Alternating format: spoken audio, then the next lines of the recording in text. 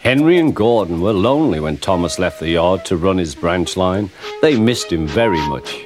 They had more work to do and had to fetch their own coaches. They didn't like that. James grumbled too. "We get no rest, we get no rest," they all complained. But the coaches only laughed. "You're lazy and slack, you're lazy and slack," they answered. Altogether, the engines were causing the Fat Controller a great deal of trouble. The big stations at both ends of the line each have a turntable. The Fat Controller had made them so that the tender engines can be turned round, because it is dangerous for them to go fast backwards. Tank engines like Thomas don't need turntables. They can go just as well backwards as forwards.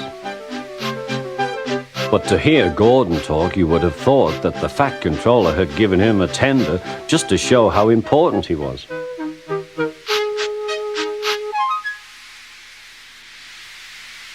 "You don't understand, little Thomas. We tender engines have a position to keep up.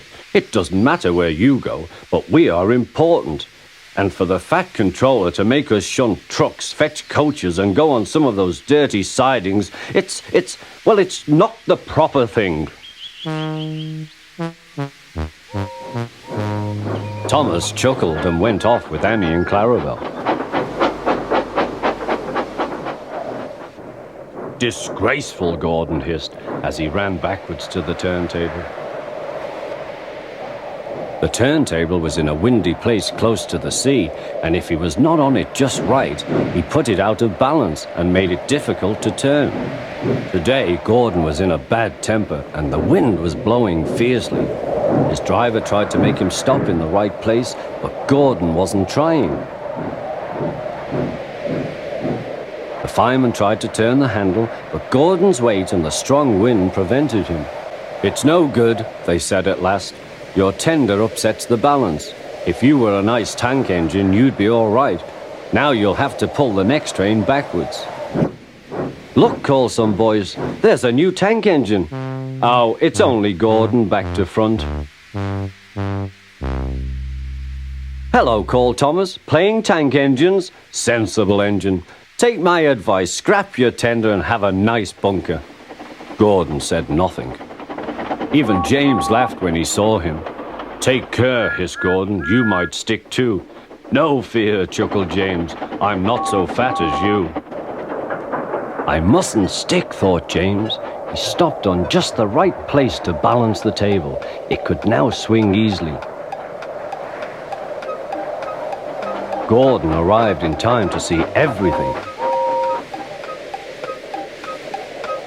James turned much too easily. The wind puffed him round like a top. He couldn't stop.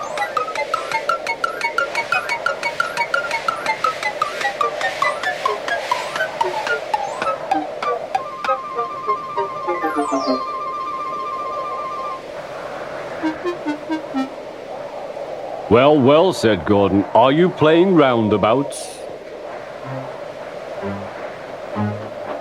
Poor James, feeling quite giddy, rolled off to the shed without a word.